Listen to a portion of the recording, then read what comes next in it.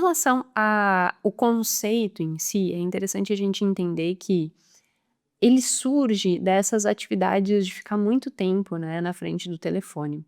E e o quanto que isso pode gerar dificuldades. Então, sintomas, será que eu tô ficando com cérebro podre ou não, né? Quais são os sintomas que tu pode identificar e o porquê que isso se torna uma preocupação muito grande?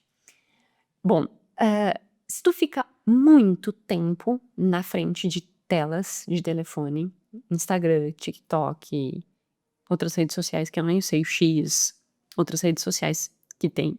Se tu fica muito tempo, se tu fica muito ansioso quando tá longe do telefone, se tu tem uma capacidade diminuída de prestar atenção em coisas importantes, se tu fica, isolado socialmente, se tu fica com uma percepção distorcida da realidade, se tu tem algumas disfunções comportamentais, tudo isso é indício de que tu pode estar ficando com seu cérebro podre. E aí, esse artigo de revisão, ele vai então buscar entender quais são os fatores que contribuem para isso, né, para realmente deixar teu cérebro podre. E depois ele fala das consequências. Mas quais são os fatores? Ele destaca 3 fatores. O primeiro deles é tempo de tela. E aí que eu estava dizendo, né, de ficar muito tempo. Em média, segundo esse estudo, tem adolescentes e jovens adultos ficando de 6,5 a 7 horas no telefone.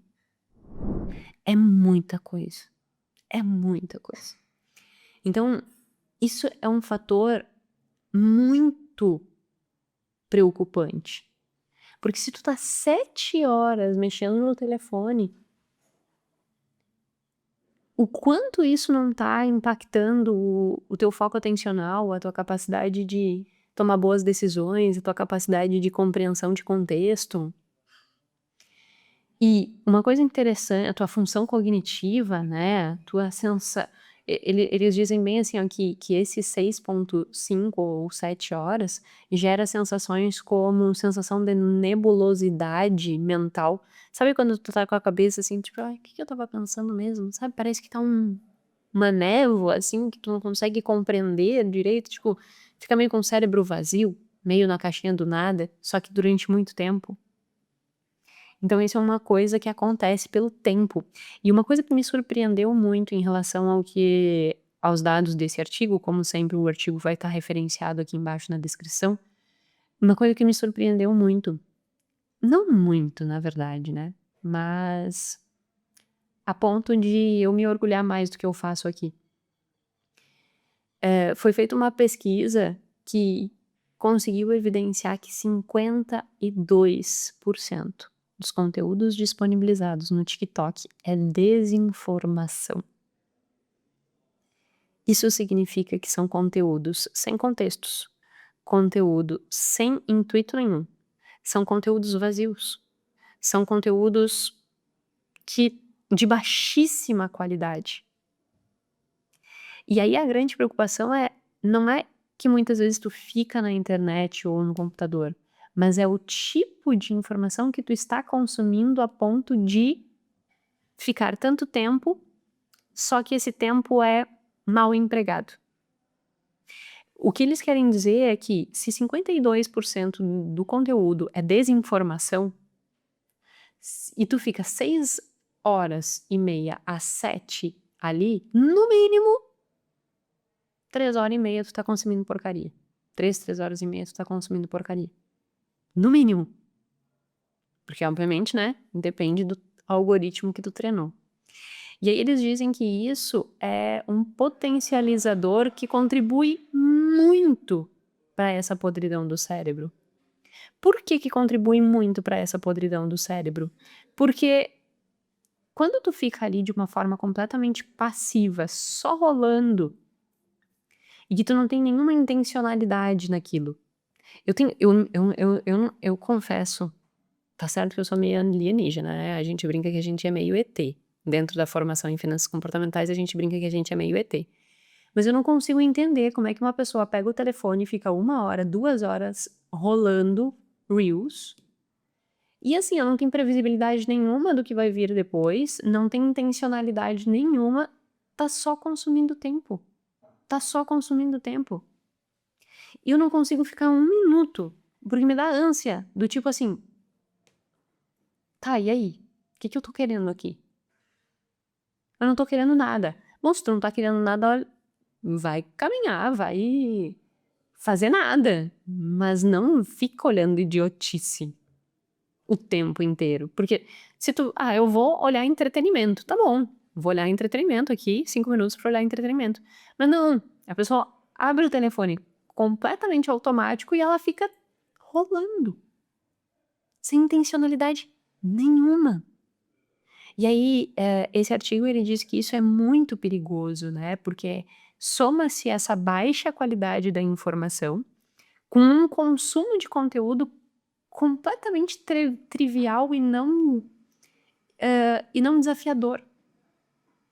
Então a pessoa assiste de forma passiva e não instiga nenhum tipo de reflexão, nenhum tipo de pensamento analítico, nenhum tipo de desafio mesmo, assim, de ser desafiado. Provavelmente muitas vezes tu escutou podcasts aqui e tu pensou assim: "Putz, eu não entendi. Mas espera aí, eu vou assistir de novo, porque eu vou entender". Então esse assim: "Nossa, espera aí, eu não entendi". Isso é ser desafiado. "Nossa, tá complexo, tá denso, tá longo".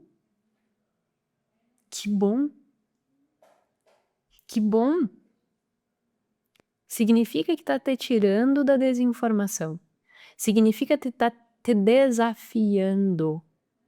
E para que a gente não apodreça o nosso cérebro, nós precisamos nos desafiar. Porque no momento que nós não nos desafiamos, não pensamos, ficamos de forma completamente passiva assistindo desinformação, nós estamos apodrecendo o nosso cérebro.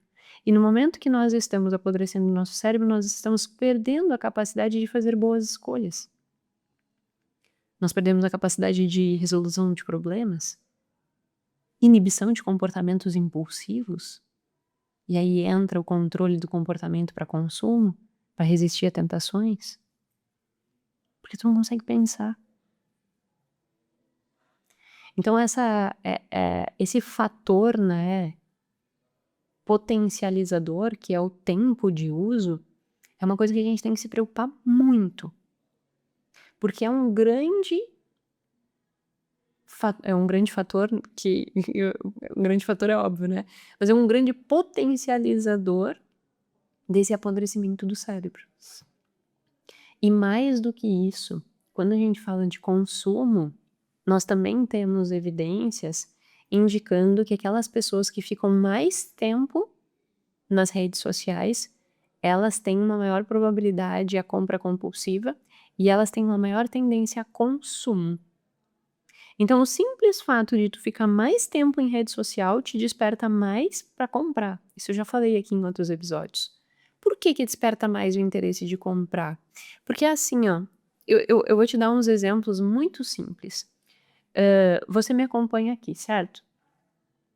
Você gosta de saber qual é o livro que eu tô lendo. Isso te incentiva a comprar. Eu uso um iPad para dar aula na formação, e volta e meia eu coloco no meu Instagram alguma coisa fazendo no iPad. Todo mundo pergunta: "Qual é o teu iPad? Qual é a geração do teu iPad? Que tu faz para escrever desse jeito?". Incentivei a pessoa a querer um iPad. Indiretamente, entendeu? Indiretamente, eu não tô fazendo propaganda de nada, eu não tô vendendo nada, mas o simples fato de a pessoa ver em mim uma pessoa que ela confia, uma pessoa que ela admira, isso faz que eu tenha influência sobre esta pessoa. E aquilo que eu uso vai despertar um certo desejo na outra pessoa, que nem imaginou que necessitaria de um iPad. "Ah, mas a Jéssica lê no iPad, então pode ser que eu possa também ocupar e possa ser bom para mim". Então, inevitavelmente isso gera estímulos, mesmo que eu não esteja aqui para vender, porque eu tô vivendo. Aí eu uso o óculos, volta e meia as pessoas me perguntam: "Jéssica, qual é teu óculos?" Eu tô vendendo óculos? Não, eu não tô vendendo óculos. Mas o simples fato de me ver aqui com um óculos todo o tempo, a pessoa pode olhar e dizer assim: "Gostei daquele óculos, vou perguntar que óculos é". O que eu quero mostrar com isso? Que mesmo quando você está consumindo conteúdo que não é para te incentivar a compra, o fato de ser constantemente exposto a esse tipo de coisa pode despertar desejo de consumo. E aí o que nós temos de evidência é que quanto mais tempo se fica aqui, em rede social como um todo, mais desperta esse desejo, porque é óbvio, tu vai tendo cada vez mais estímulo. É a Jéssica com óculos, com iPad, com os livros, é o João com tênis, é a Maria com a roupa do treino, é a Antônia com o relógio, é o Francisco fazendo a viagem. Eu tô dando nomes aleatórios, obviamente, né? Mas para mostrar assim que se tu segue 5 pessoas fielmente, essas 5 pessoas estão estimulando o teu consumo. Só que se tu segue 5 pessoas é pouco, no sentido de que tu tá já de parabéns, no sentido de acompanhar efetivamente essas pessoas. Porque na verdade as pessoas, elas nem seguem ninguém. Seguem, óbvio, né, mas, essas pessoas que ficam 7 horas no telefone, ela tá scrollando o negócio ali, completamente sem intencionalidade. Então o que esse estudo diz é: o problema não é a rede social, o problema não é a internet. Isso na realidade é muito bom, porque nos dá acesso à informação que nós não teríamos sem. O problema está no mau uso que você faz dela. Se você consome só desinformação, nesse tempo que você não está sendo desafiado, você não está sendo confrontado, você não está tendo evidências contrárias às suas crenças que podem te gerar dissonância cognitiva e fazer com que você evolua e pense diferente. Você está simplesmente matando tempo. E se a gente pensa no que o bem mais precioso que nós temos é tempo. Esse é o bem mais precioso que nós temos. Por quê? Porque tempo tu não reconstitui. Não existe forma de reconstituir tempo. O minuto que tu perdeu ali, ele não volta mais. Foi, acabou, morreu. Não existe mais. Então, esse é o grande ponto, né, desse tempo dedicado. Que tipo de conteúdo eu tô entendendo? E do ponto de vista de consumo, não é só o tipo de conteúdo, mas também a que estímulos eu estou me expondo. Porque eles vão me influenciar, vão me despertar desejo, que é o que eu estava falando de que eu, mesmo que eu não queira, de alguma forma eu desperto alguns interesses de consumo nas outras pessoas.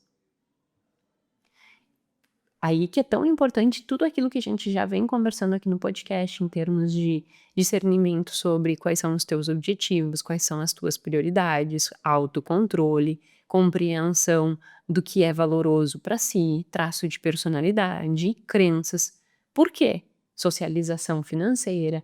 Por quê? Porque essa compreensão toda vai fazer com que, mesmo que eu esteja vendo a Jéssica todos os dias, eu não fique querendo o óculos dela.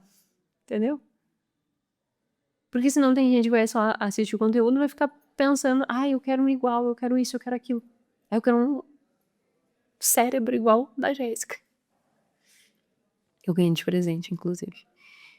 Então, nós temos que cuidar dessas 2 frentes.